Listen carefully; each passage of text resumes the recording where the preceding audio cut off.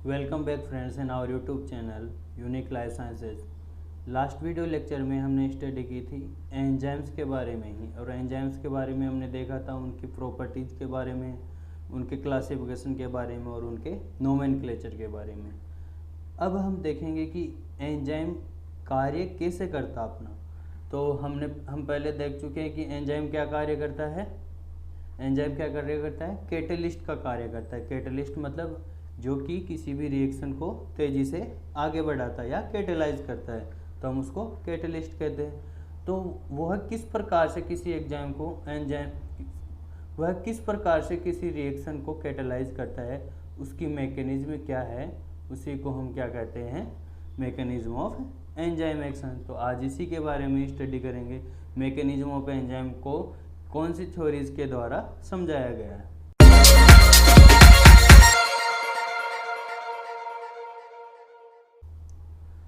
तो सबसे पहले देखते हैं इंट्रोडक्शन के बारे में कि एक एंजाइम किस प्रकार से अपनी मैकेनिज्म करता है या अपने एक्शन को किस प्रकार से करता है, तो उसकी मैकेनिज्म क्या होती है और क्या कार्य करता है। तो सबसे पहले देखते हैं enzymes accelerates the chemical reaction very fast compare to uncatalysed reaction. देखो, जो सिंपल रिएक्शन होती है जिनमें कोई भी कैटलिस्ट या एंजाइम नहीं होता है, वो बहुत ही स्लो चलती है। यदि हम उसमें एंजाइम या कैटलिस्ट ऐड कर देते हैं तो वो बहुत ही फास्ट होने लगती है, तो उनकी रेट ऑफ रिएक्शन बढ़ जाती है। सेकेंड है enzymes increases the rate of reaction. जो मैंने पहले बता दिया कि ये क्या करता है, रेट ऑफ रिएक्शन को इंक्रीज कर देता है, यानी कि अभिक्रिया की गति को बढ़ा देता है। Enzymes lowers the activation energy. Enzyme क्या कार्य करता है, उसकी एक्टिवेशन एनर्जी को कम कर देता है, जो हम लास्ट में पढ़ेंगे कि एक्टिवेशन एनर्जी क्या होती है। First step is formation of enzyme substrate complex और ईएस कॉम्प्लेक्स। देखो, ईएस कॉम्प्लेक्स क्या होता है, कोई भी एंजाइम होता है वो क्या करता है, उस सबस्ट्रेट से जुड़ जाता है। अब कोई भी क्रियाकारक है, जब उस क्रियाकारक से जब कोई एंजाइम जुड़ जाता है तो उस कॉम्प्लेक्स को क्या बोलते हैं, एंजाइम सबस्ट्रेट कॉम्प्लेक्स या ES complex.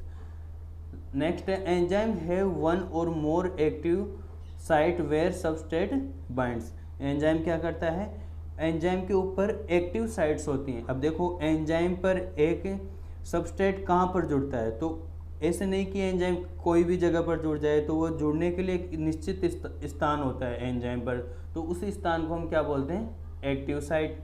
Active site has unique physical and chemical properties. अब देखो, पूरे एंजाइम में काम की जगह कौन सी है, कौन सा स्थान है जो एक्टिव रहता है, तो हम उसको क्या बोलते हैं, एक्टिव साइट। तो उस एक्टिव साइट में क्या होते हैं, फिजिकल और केमिकल प्रॉपर्टीज उसकी यूनिक होती हैं। नेक्स्ट है substrate bind to the active site by multiple bond.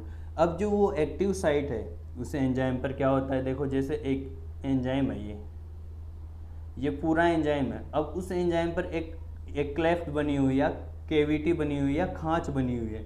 अब इस खांच को ही हम क्या बोल सकते हैं कि एक्टिव साइट बोल सकते हैं। तो पूरे एंजाइम में इसी खांच पर कोई भी सबस्ट्रेट आकर जुड़ता है और वो क्या करता है, मल्टीपल बॉन्ड्स बनाता है। तो वो क्या होते हैं, अलग अलग प्रकार के बॉन्ड्स बनाता है, कुछ हाइड्रोफोबिक बॉन्ड्स के द्वारा, कुछ हाइड्रोजन बॉन्ड या कुछ वांडरवाल फोर्सेज, वीक फोर्सेज के द्वारा वो जुड़ जाता है।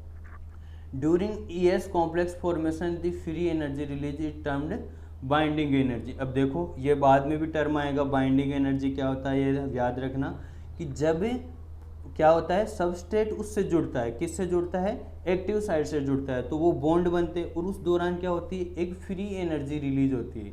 ये फ्री एनर्जी ही क्या होती है, बाद में इसकी एक्टिवेशन एनर्जी को कम करती है, जो हम बाद में पढ़ेंगे। नेक्स्ट है the binding between the enzyme and substrate is highly specific. ये भी बहुत इंपॉर्टेंट है कि इनके बीच में जो बाइंडिंग होती है वो बहुत ही ज़्यादा स्पेसिफिक होती है। स्पेसिफिक का मतलब कि एक एक्टिव साइट पर सिर्फ इस एक ही प्रकार का सबस्ट्रेट जुड़ सकता है। ऐसे नहीं कि कोई भी एंजाइम से कोई भी सबस्ट्रेट जुड़ जाए। तो हर एंजाइम के लिए एक विशेष प्रकार का सबस्ट्रेट होता है और विशेष प्रकार के सबस्ट्रेट के लिए एक विशेष प्रकार का एंजाइम होता है। नेक्स्ट, अब देखते हैं इसकी मैकेनिज्म किस प्रकार से होती है। तो सबसे पहले मैकेनिज्म को समझने के लिए हम इसकी मैकेनिज्म को समझने के लिए दो स्टेप्स में समझ सकते हैं। सबसे पहले है formation of enzyme substrate complex, कि उसके एंजाइम सबस्ट्रेट कॉम्प्लेक्स का निर्माण किस प्रकार होता है, और दूसरा है लोअरिंग ऑफ एक्टिवेशन एनर्जी, कि उसकी एक्टिवेशन एनर्जी को किस प्रकार से कम करता है। तो हम पहले फर्स्ट स्टेप को पढ़ेंगे। अब मैकेनिज्म ऑफ एंजाइम एक्शन को समझने के लिए जो फर्स्ट स्टेप है क्या है, फॉर्मेशन ऑफ ईएस कॉम्प्लेक्स, यानी एंजाइम सबस्ट्रेट कॉम्प्लेक्स का निर्माण कैसे होता है, कि कैसे एक एंजाइम एक सबस्ट्रेट से जुड़ पाता है, कि कौन सी कंडीशन होती है कि एक एंजाइम से एक विशेष प्रकार का सबस्ट्रेट ही जुड़ पाता है, हर प्रकार का सबस्ट्रेट क्यों नहीं जुड़ पाता, तो ऐसी उसमें क्या विशेषताएं होती हैं। तो इस स्टेप में हम उसी के बारे में स्टडी करेंगे। तो इसमें क्या है, formation of ES complex is a highly specific. तो मैंने पहले ही बता दिया कि ये हाईली स्पेसिफिक होते हैं, कि किसी एक प्रकार के एंजाइम से किसी एक प्रकार का ही सबस्ट्रेट जुड़ता है। Enzyme has cavity or cleft where substrate binds called active site. Active site के बारे में हम बात कर सके। देखिए जैसे ये कोई एंजाइम है, तो पूरे एंजाइम पर क्या होता है, कोई भी एक्टिव साइट नहीं होती, लेकिन कुछ विशेष स्थान होते हैं जहाँ पर कोई खांच या क्लेफ्ट बनी होती है, कैविटी और क्लेफ्ट बनी थी। इसी क्लेफ्ट को क्या बोलते हैं हम, एक्टिव साइट बोलते हैं। और इसी एक्टिव साइट पर क्या आकर जुड़ता है, सबस्ट्रेट आकर जुड़ता है।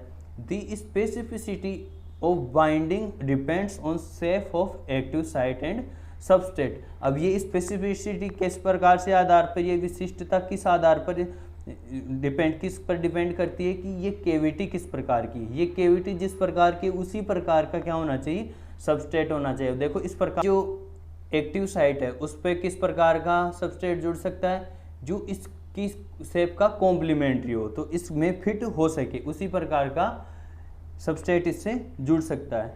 There are two theories given for understanding the formation of ES complex. तो इस जो एंजाइम सबस्ट्रेट कॉम्प्लेक्स का निर्माण किस प्रकार से होता है, इसको समझाने के लिए दो अलग अलग थ्योरी दी गई है। एक तो है लॉक एंड की थ्योरी, एक दूसरी है induced fit theory. Lock and key theory, तो सबसे पहले हम पढ़ते हैं लॉक एंड की थ्योरी।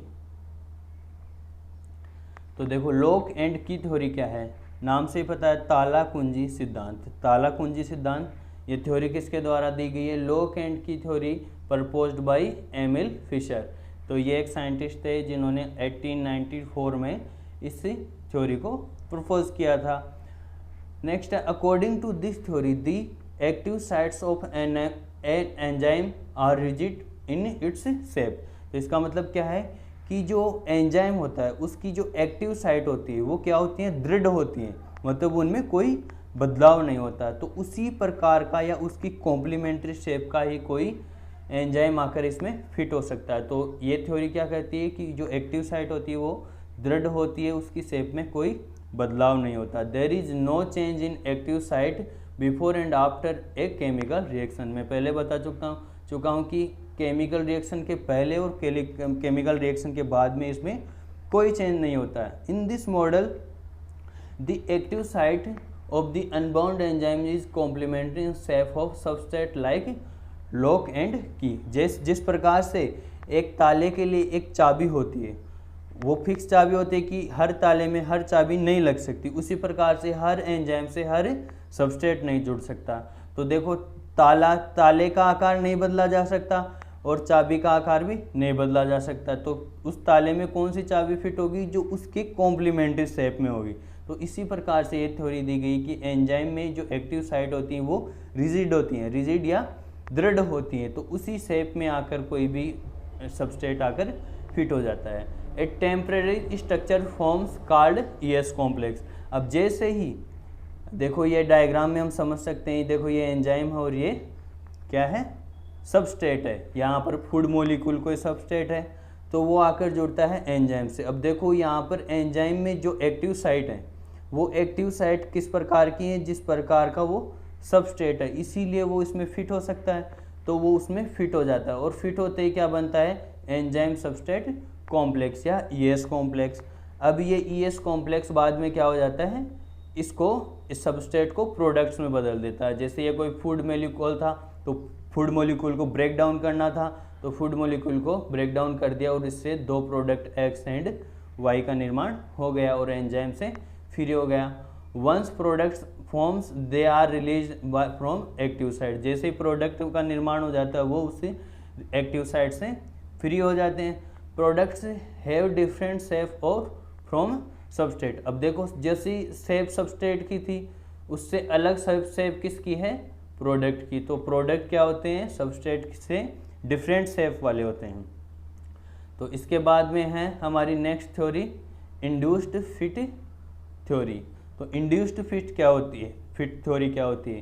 तो इस थ्योरी में देखो पिछली वाली थ्योरी में लॉक एंड की थ्योरी में क्या बताया गया था कि उस थ्योरी के अकॉर्डिंग की जो एक्टिव साइट होती हैं वो क्या होती हैं, दृढ़ होती हैं, उसमें कोई बदलाव नहीं होता।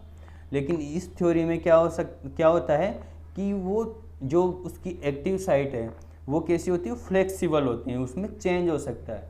तो देखो सबसे पहले देखते हैं ये थ्योरी किसने दी, कोसलैंड नाम के साइंटिस्ट थे, 1966 में इन्होंने ये थ्योरी दी थी। According to this theory enzymes are flexible.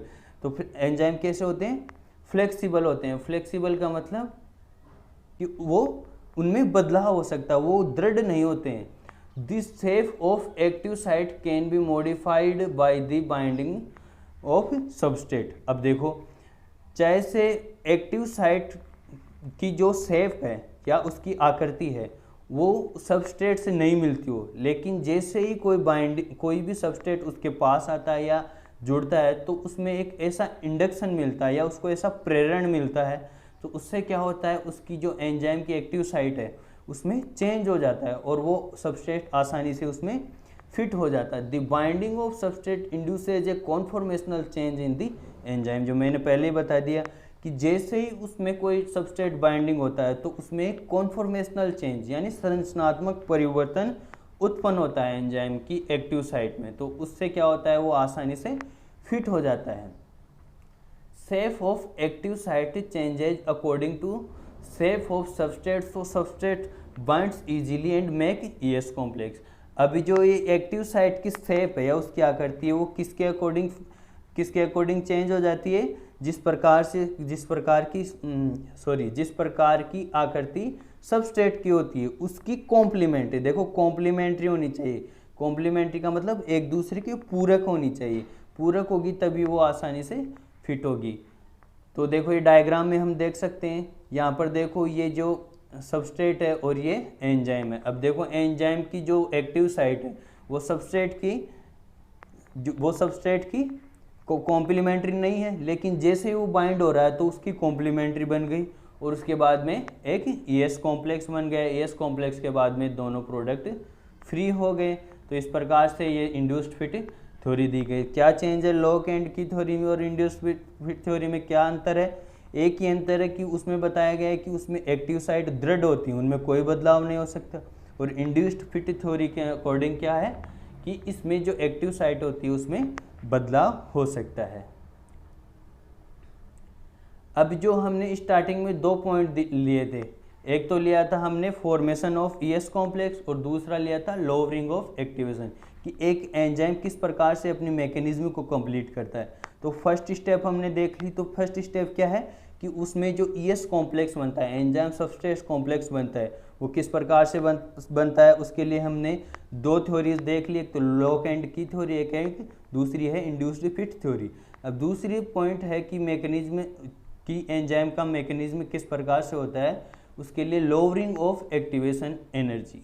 अब देखो लोअरिंग ऑफ एक्टिवेशन एनर्जी क्या है कि जो इसकी सक्रियण ऊर्जा है उसको कम कर देता है। अब देखो सक्रियण ऊर्जा क्या होता है, किसी भी अभिक्रिया के लिए कोई एक्टिवेशन एनर्जी क्या होती है।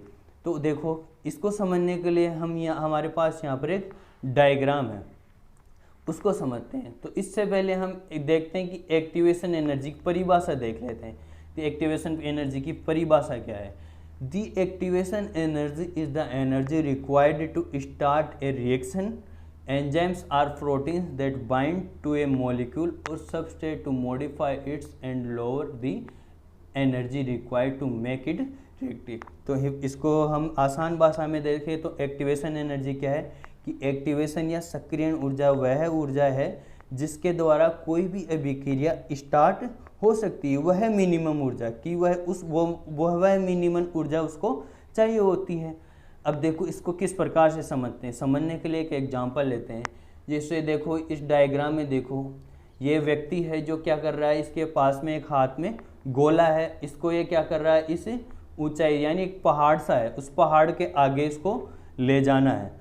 तो इस पहाड़ की ऊंचाई ज़्यादा है, इस पहाड़ की ऊंचाई ज़्यादा है तो क्या है, इस पहाड़ की ऊंचाई ज़्यादा होने के कारण क्या हो रहा है, इसको ज़्यादा बल लगाना पड़ रहा है। ज़्यादा बल लगाना पड़ रहा है मतलब इसकी एक्टिवेशन एनर्जी ज़्यादा है। तो एक्टिवेशन एनर्जी ज़्यादा है तो यहाँ पर उसको और भी ज़्यादा एनर्जी, और इस दौरान क्या होगा, अब सोचो कि ये एक निश्चित समय में ज़्यादा गोले ले जा पाएगा या कम गोले, क्योंकि पहाड़ ऊंचा है तो उस पहाड़ के पार जाना, या हम ऐसे समझ सकते हैं कि कोई एक दीवार है, अब उस दीवार को फांद कर जाने वाले बहुत सारे लोग हैं, तो उस दीवार को फांदने में ज़्यादा टाइम लगेगा। तो अब एक दूसरा इलाज क्या है कि एक इलाज तो ऐसे है कि हम उस दीवार पर सीढ़ियाँ लगा दें या उस पर बहुत ज़्यादा एनर्जी लगाकर हम चढ़ें। तो उसमें क्या है, या तो एनर्जी हमें ज़्यादा लगानी पड़ेगी या सीढ़ियाँ ज़्यादा लगानी पड़ेगी। और एक दूसरा इलाज क्या है कि हम उस दीवार को तोड़ दें या उस पहाड़ के आर पार एक रास्ता बना दें। तो क्या होगा, आसानी से प्रोडक्ट्स यानी वो व्यक्ति आसानी से जा पाएंगे उस दीवार के आर पार, उसमें कोई भी एनर्जी नहीं लगानी पड़ेगी या बहुत कम एनर्जी लगानी पड़ेगी। मतलब जो एनर्जी पहले लग रही थी वो अब कम लग रही है। इसी को क्या बोलते हैं, एक्टिवेशन एनर्जी। तो हमने क्या कर दिया, उस दीवार को तोड़कर या उस पहाड़ की ऊंचाई को कम करके हमने क्या कर दिया, उसकी एक्टिवेशन एनर्जी को कम कर दिया। ठीक इसी प्रकार से एक एंजाइम भी क्या कार्य करता है, उसकी एक्टिवेशन एनर्जी को कम करता है। कि हर अभिक्रिया में एक एक्टिवेशन एनर्जी चाहिए होती है कि उस क्रिया कारकों को उत्पाद में बदलने के लिए एक एक्टिवेशन एनर्जी की आवश्यकता होती है। वो एक्टिवेशन एनर्जी यदि उसे नहीं मिले तो वो उसमें प्रोडक्ट में चेंज नहीं हो सकता। तो ये एंजाइम क्या करते हैं, उसको बहुत ज़्यादा ऊर्जा नहीं देते कि वो एक्टिवेशन एनर्जी को पार कर दे। वो क्या कर देते हैं एंजाइम कि उसकी एक्टिवेशन एनर्जी को ही कम कर देते हैं। अब देखो वो एक्टिवेशन एनर्जी को, यहाँ पर एक ग्राफ बनाया हुआ है, इस ग्राफ से समझते हैं। देखो इसमें एक ग्राफ में दो अलग से रेखाएं देख सकते हो आप। इसमें एक तो है एंजाइम के साथ, दूसरा है बिना एंजाइम के साथ। जो ऊपर वाली है वो बिना एंजाइम के साथ और नीचे वाली है जो वो किसके साथ है, एंजाइम के साथ। तो इसमें क्या हो रहा है, ये लास्ट इसमें क्या हो रहा है, ये ट्रांजिशन स्टेट तक पहुंच रहा है। देखो क्रिया, एक अभिक्रिया किस प्रकार से होती है। देखो इसमें दो प्रोडक्ट हैं, एक तो ए और दूसरा बी सी। ये दो प्रोडक्ट हैं ए प्लस बी सी। ये प्रोडक्ट क्या करते हैं, पहले एक ट्रांजिशन स्टेट में जाते हैं। ट्रांजिशन स्टेट में मतलब एक कॉम्प्लेक्स बनाते हैं। तो ये ट्रांजिशन स्टेट में जाते हैं। तो ये ट्रांजिशन स्टेट क्या होती है, क्रियाकारक और उत्पाद के मध्यवर्ती ये स्टेट होती है। तो इस अभिक्रिया के इस स्टेट के बाद में क्या होता है, ये ट्रांजिशन स्टेट प्रोडक्ट में चेंज हो जाती है। और यहाँ पर प्रोडक्ट क्या बन गया, ए बी प्लस सी, दो अलग प्रोडक्ट प्राप्त हो गए।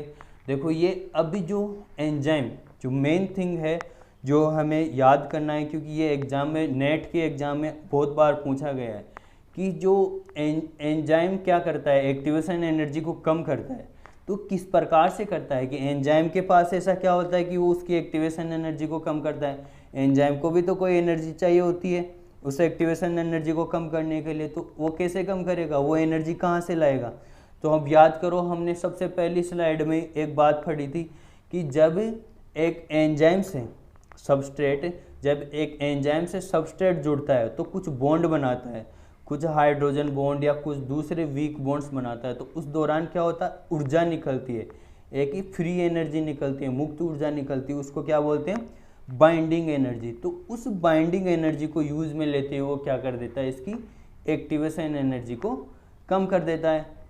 तो एक्टिवेशन एनर्जी को कम कर देता है तो क्या होता है,